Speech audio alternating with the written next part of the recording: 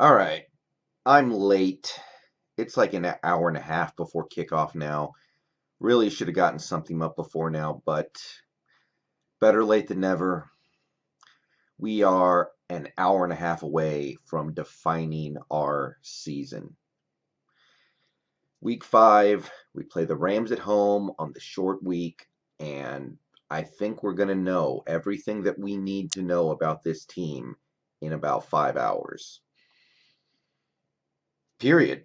This is the kind of game that if we are genuine contenders this year, if we actually have division title, deep playoff run, Super Bowl aspirations this season, this is the kind of game that you just have to win. You only get to play 16 games. This isn't baseball. You can punt off a few games and be totally fine. It's not basketball where you can lose some stupid games that you should have won or some big games and you can make up for it later. This is football. You get 16 games to prove what you are. And to me, in 5 hours, if the Seahawks are not 4-1, then we're going to have an idea that there is a ceiling on how good this season can be. And look, major injuries or, magical flukes, they do happen.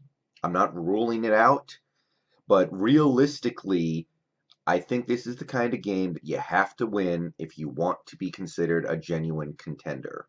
The good news is I actually feel good about tonight. I think we're going to win. I feel like there are a lot of things working in our favor here, and I feel like if we are as good as I think we are and as good as we are supposed to be, this is the game that you need to win. I already did a pregame video with Sam Dog the Infamous 253. If you guys probably are familiar with his YouTube channel, you can go find it. I did a preview video with him on Tuesday night, but I want to make my own as well. I'm going to reiterate some of the points I made in that video here, but I do want to get something up on this channel, even if it's similar talking points. So we got the Rams on a short week, which to me means Todd Gurley is in trouble and Andrew Whitworth is in trouble. Those are and quite possibly Clay Matthews. Those guys are old or they play like they're old. Andrew Whitworth has been in the league forever. He might be, is he 37 years old or something? Clay Matthews, this is his 10th season or something like that, and he looked washed up the last couple years. And Todd Gurley has his arthritic knee. So I look at all that and I go, those guys might be in a little bit of trouble playing on Thursday night football. And, Thursday night football in general is freaking stupid. We need to get rid of it ASAP, but that has to play in our favor when it comes to those three guys in particular. You know that Todd Gurley, although he didn't play that much against Tampa Bay, he did play. He is not looking forward to playing a game a few days after playing playing Tampa on that arthritic knee that is limiting him significantly as is. Andrew Whitworth, old man Whitworth, the best offensive lineman on that team, he's not looking forward to it either. And that has to add up to something in our favor. So that's advantage number one. The short week, I think, plays into our hands. We don't have as many older players. I feel like we have Dwayne Brown. You could probably find one or two other guys like KJ Wright, but I feel like it plays into our hands, especially playing at home. The home playing in CenturyLink is huge on Thursday Night Football. That should be a significant advantage. So, to me, the recipe for this game is very simple. The most important thing is our pass rush against their offensive line. The Rams' offensive line so far this year has been atrocious in pass blocking, worse than ours. By every metric I can find, the Rams are in the bottom 5 when it comes to their offensive line's pass blocking. I've found some metrics that say they're the worst. I've found some that say they're like the 4th worst. Some they're like the fifth worst, but they are awful so far this year. And they're worse than we have been by every measure that I have been able to find. The only guy on that offensive line who is playing well in pass blocking through 4 games is Whitworth. And I already said there are some issues going on with Whitworth on a Thursday night football game. By the way, against Tampa, they ran like 75 pass plays or something ridiculous like that, like 68 or it was a game where as a offensive lineman, you're already sick of pass blocking, and then you're playing on the short week. It's like, can't I at least run block? It's generally easier for offensive linemen to run block. But so to me, if the pass rush does not step up and have a big game tonight, it's time to start questioning those guys. Jared Goff has only taken 8 sacks this year to his credit, but he is getting pressured on. I've seen statistics that say he gets pressured on like 40% of his pass attempts, which is one of the worst rates in the league. It's more than Wilson gets pressured. It's more than just about any quarterback gets pressured. Their offensive line has a pass block win rate of like less than 80%, I think. They're like, and everybody on that offensive line is not playing well right now except for Whitworth. So you add it all up, and I'm looking at Clowney, I'm looking at Anza, I'm looking at Quentin Jefferson, Rasheem Green, Brandon Jackson, Michael Kendricks, and I'm gonna say those guys have to play big for us. And if they don't, I'm really going to be pointing the finger in their direction as what the heck were you guys doing out there? Because most of those guys, I mean, not Anza. Anza is not young, but Jefferson, Clowney, those guys should not be as affected by the short week as somebody like I'll get to him in a second here, but Clay Matthews. Those guys should be ready to pin their ears back and go after a Rams team that might be heading towards a place where they are a one-dimensional football team. So I'm really looking to those guys to have to perform in a big way, and if they don't, I'm going to start asking questions about them, not just for this one game or for the next game, but long term. Like, what are they really? This is the kind of game you have to show up. And look, we know what's going on with Jared Goff. I'm not saying anything original or shocking or controversial. He has tremendous arm talent. He has one of the best arms in football. But if you can get pressure on him, if you can disrupt the play, if you can take him off script, he becomes a very lackluster quarterback. He makes a lot of mistakes. He throws interceptions. He turns the ball over. He fumbles on a big percentage of the plays in which he gets hit. Some people say because of his small hands. But if we don't get to Jared Goff, you better believe those Rams receivers, those really good Rams receivers, are going to get open frequently on this secondary. And that's not even a knock against the secondary. That's just how it is. Those receivers are good. And in this NFL, you can scheme receivers open. So if we let Jared Goff be comfortable back there, we are going to have a big, big problem tonight. Excuse me. And that's the recipe, quite simply.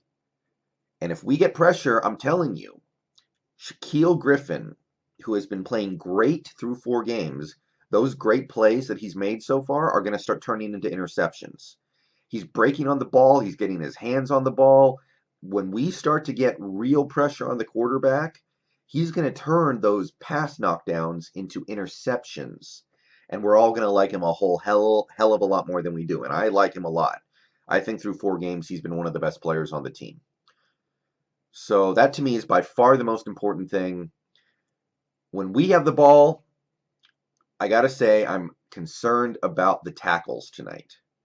I am sure we are going to double team and maybe even triple team Aaron Donald. If we don't, then we're stupid. But, we can throw Britt at him. We can throw DJ Fluker at him. Mike Upati. All 4 of those guys have been, in my estimation, at least okay through 4 games. But I'm looking at the tackles because we have a real problem this week with Dante Fowler and Clay Matthews. Both those guys have been kicking butt this season. Clay Matthews has revitalized his career. He is rejuvenated in Los Angeles. And by the way, if I said St. Louis earlier in this video, I apologize, but I'm not going to go back and fix it now. It's a force of habit that's going to take me a while to break, but it's the Los Angeles Rams.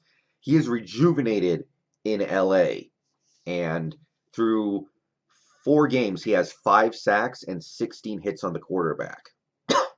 So if it's up to Jermaine Ifedi to stop Clay Matthews, I don't like that. And Dwayne Brown, who has not looked stellar through 4 games and is dealing with a biceps injury that he's playing through, then I don't like him against Dante Fowler or Clay Matthews. That's going to be a tough matchup to overcome. That's going to be something that we have to keep an eye on throughout the game because, I mean, we've seen what this offense turns into when their teams are getting pressure on us, and it does seem like at times teams can get pressure on Wilson at will. So if we start seeing that tonight, we get 3-and-outs, we get ruined drives, we get turnovers, and that's where we can lose this game. Jermaine Ifedi's been one of the worst tackles in the league this year, and I generally stand up for him a little more than most people, but he has been one of the worst. And Dwayne Brown looks like Father Time might be catching up to him, which is not a fun prospect to think about because he has 2 more years after this on his contract. But that is not good. So I'm going to maybe break from what you would usually expect from me in these pregame videos. I'm going to say tonight on offense should be about Rashad Penny. Chris Carson touched the ball 26 times a few days ago and ran over like 25 Cardinal defenders on the day. He had a stat where he had like 21, 22 broken tackles, I think. So that dude, props to him. You got to believe he's going to be a little worn out and not ready to go at 100% on the short week. But you know who should be is Rashad Penny. Penny did not play the last 2 games. Penny has never in his NFL career had a big workload in a regular season game. So that dude should be ready to go. And I kind of like the idea of challenging the Rams linebackers. Get to the outside and see what the linebackers can do because those guys are not that good.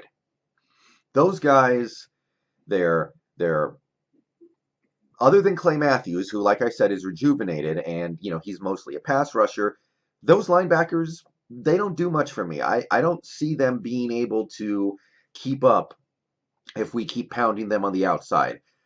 I'd like to run away from Aaron Donald, which is why I favor Penny in this game because he's an outside runner and Carson is an inside runner. But I think that if we keep testing the perimeter of their defense with the running game and we get Aaron Donald chasing plays across the field, maybe we can tire him out. I think if we try just basically get their linebackers in situations where they have to make plays to tackle Penny one-on-one, I think we're going to have good production on those plays. So that's what I want to see. I don't want to see Carson touch the ball 30 times tonight. That's the kind of stuff that wears you down by the end of the season when you touch the ball 56 times over a 4-day span. So I'm looking at Penny, and I think that eventually there's going to be the opportunity for us to hit a couple big plays. We all know that Marcus Peters loves to bite on route fakes. We all know he likes to go for the big play. And we've seen Wilson and Lockett already burn his ass for big plays and big touchdowns. I think I've seen it with David Moore. The dude just gives up long touchdowns like it's no big deal. So eventually, at some point tonight, the pass protection will hold up. The Wilson will have time, and he'll be able to hit Lockett or maybe Metcalf for a big play on Peters. And I just hope that when that opportunity hits, we take it. Rams don't have Taylor Rapp tonight, I don't think, so that's another blow to their secondary. He's been playing pretty good for them as a rookie. Peters is coming off a concussion. I know he's going to play, but you have to believe that an already mistake-prone player is going to be even more prone to make those mistakes. And you add it all up, and I think there's enough here for us to get a win. This would be the time, really, this would really be the time for this team to get on the turnover train and start taking the ball away and getting some short fields. Because Goff has shown many times that he will turn it over if you give him a reason to. Let's get pressure, and I think we win. Go Hawks, go 12s. Game of the year so far, maybe the game of the whole season. If we win, we are right on track to achieve great things. If we don't, then it seems like it's going to be another season with a lower ceiling. All right, peace. Go Hawks. Game starts in a little more than an hour. It's going to be fun. Going to be stressful, but fun. Peace.